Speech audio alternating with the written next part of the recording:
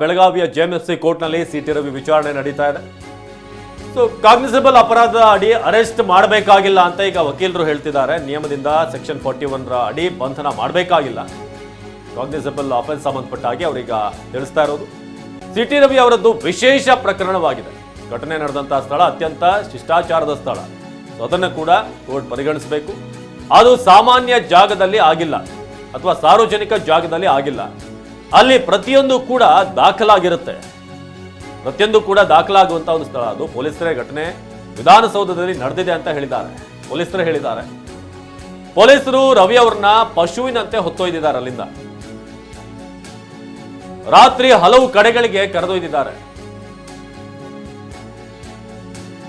Article 21 ಪ್ರಕಾರ ಸಿಗುವಂತಹ ಸ್ವಾತಂತ್ರ್ಯ ಹತ್ತಿಕ್ಕಲಾಗಿದೆ. ಆರ್ಟಿಕಲ್ 21 ಬಗ್ಗೆ ಪ್ರಸ್ತಾಪ ಆಗ್ತಿದೆ. ರವಿ ಅವರಿಗೆ ಕಿರುಕುಳ ಕೊಡಲಾಗಿದೆ. ಊಟ ಮಾಡಲಿಲ್ಲ ಎಂದು ಸಾಲು ಸಾಲು ಆರೋಪ. ಊಟ ಕೂಡ ಮಾಡಲಿಲ್ಲ ಅನ್ನೋದ್ರ ಬಗ್ಗೆ ಈಗ ತಿಳಿಸ್ತಾ ಇದ್ದಾರೆ. ಪೊಲೀಸರ ವಿರುದ್ಧ ರವಿ ಪರ ವಕೀಲ ಜಿರ್ಲಿ ಅವರ ಆರೋಪ ಇದು. ಒಂದು ಇದಾಗಿರುವಂಥದ್ದು ವಿಶೇಷವಾದಂತಹ ಸ್ಥಳದಲ್ಲಿ, ಶಿಷ್ಟಾಚಾರ ಪಾಲಿಸುವಂತಹ ಒಂದು ಸ್ಥಳದಲ್ಲಿ, ಜೊತೆಗೆ ಅಲ್ಲಿ ಯಾವುದೇ ಸಾರ್ವಜನಿಕ ಸ್ಥಳ ಅಲ್ಲ, ವಿಶೇಷವಾದಂತಹ ಸ್ಥಳ. ಅಲ್ಲಿ ಪ್ರತಿಯೊಂದು ಕೂಡ ರೆಕಾರ್ಡ್ ಆಗುತ್ತೆ, ಡಾಕ್ಯುಮೆಂಟ್ ಆಗುತ್ತೆ. ಹಾಗೆ ಅಲ್ಲಿಂದ ಒಳ್ಳೆ ಪಶುವಿನ ಹಾಗೆ ಹೊತ್ತೊಯ್ದಿದ್ದಾರೆ ಅಂತ ಈಗ MB ಜಿರ್ಲಿ ಅವರು ಹೇಳ್ತಿದ್ದಾರೆ.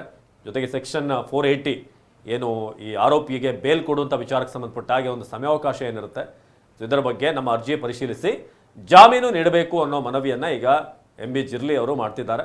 ಜೊತೆಗೆ ನಿನ್ನೆ ಹೇಗೆ ಅವ್ರನ್ನ ನಡೆಸ್ಕೊಳ್ಳಾಯಿತು, ಘಟನೆ ಆದಂಥ ಸ್ಥಳ ಎಲ್ಲಿ, ಇದೆಲ್ಲವನ್ನು ಕೂಡ ಪರಿಗಣಿಸಿ ಜಾಮೀನು ಕೊಡಬೇಕು ಅಂತ ಈಗ. ಜೊತೆಗೆ ಕಾಗ್ನಿಸಬಲ್ ಅಪರಾಧ, ಕಾಗ್ನಿಸಬಲ್ ಅಫೆನ್ಸ್ ಏನಿದೆ, ಸೊ ಅದರಡಿ ಅರೆಸ್ಟ್ ಮಾಡಬೇಕಾಗಿಲ್ಲ.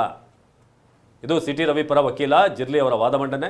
ನಿಯಮದಿಂದ ಸೆಕ್ಷನ್ 41 ಏನಿದೆ ಅದರ ಅಡಿಯಲ್ಲಿ ಈಗ ಬಂಧನ ಮಾಡಬೇಕಾಗಿಲ್ಲ ಅಂತ ಕೂಡ ಸೆಕ್ಷನ್ 41 ಪ್ರಕಾರ ಈಗ ಹೇಳ್ತಿದ್ದಾರೆ.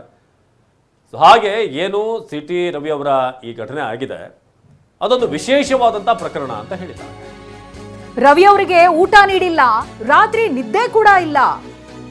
ವಿಪಕ್ಷ ನಾಯಕರು ಹೋದ್ರೆ ಭೇಟಿ ಮಾಡೋದಕ್ಕೂ ಕೂಡ ಅವಕಾಶವನ್ನ ನೀಡಿಲ್ಲ. ಅಶೋಕ್ ನಾರಾಯಣಸ್ವಾಮಿಗೆ ಭೇಟಿಗೆ ಅವಕಾಶ ಕೊಟ್ಟಿಲ್ಲ. ಅವರಿಗೆ ಊಟ ಕೂಡ ಕೊಟ್ಟಿಲ್ಲ. ರವಿ ಅವರಿಗೆ ನಿದ್ರೇನೂ ಇಲ್ಲ. ಜೊತೆಗೆ ಈ ಅಶೋಕ್ ಸೇರಿದಂತೆ ಉಳಿದಂತಹ ನಾಯಕರು ಸಿಟಿ ರವಿ ಅವರನ್ನ ಭೇಟಿ ಮಾಡಬೇಕು ಅಂತ ಹೋದಾಗ ಅಶೋಕ್ ಅವರಿಗಾಗ್ಲಿ ನಾರಾಯಣಸ್ವಾಮಿ ಅವರಿಗಾಗ್ಲಿ ಸಿಟಿ ರವಿ ಅವರನ್ನ ಭೇಟಿ ಮಾಡೋದಕ್ಕೆ ಅವಕಾಶನೇ ಕೊಟ್ಟಿಲ್ಲ. ನಾವೇನು ಸರ್ವಾಧಿಕಾರದಲ್ಲಿ ಇದ್ದೀವಾ ಅಂತ ಪ್ರಶ್ನೆಯನ್ನ ಮಾಡಿದ್ದಾರೆ ವಕೀಲರು. ಕಾನೂನನ್ನೇ ಕೈಗೆತ್ತಿಕೊಳ್ಳಲಾಗಿದೆ ಈ ಪ್ರಕರಣದಲ್ಲಿ. ರವಿ ಪರ ವಕೀಲ ಜುರಲಿ ವಾದವನ್ನ ಮಂಡಿಸ್ತಾ ಇದ್ದಾರೆ ಈ ರೀತಿಯಾಗಿ. ನಿನ್ನೆ ದಿನ ಅಶೋಕ್ ಅವರು ಕೂಡ ಇದೇ ಆರೋಪವನ್ನ ಮಾಡ್ತಾ ಇದ್ರು. ಏನು ನಾವು ಭೇಟಿಯನ್ನ ಮಾಡೋದಕ್ಕೆ ಹೋದಾಗ ಒಂದು ಅವಕಾಶ ಕೊಟ್ಟಿಲ್ಲ, ಜೊತೆಗೆ ಸಿಟಿ ರವಿ ಅವ್ರ ಮೇಲೆ ಹಲ್ಲೆ ಕೂಡ ಆಗಿತ್ತು ಅಂತ. ಇದೇ ವಿಚಾರವನ್ನ ಸಿಟಿ ರವಿ ಅವರ ಪರ ವಕೀಲರು ಕೂಡ ಹೇಳ್ತಾ ಇದ್ದಾರೆ.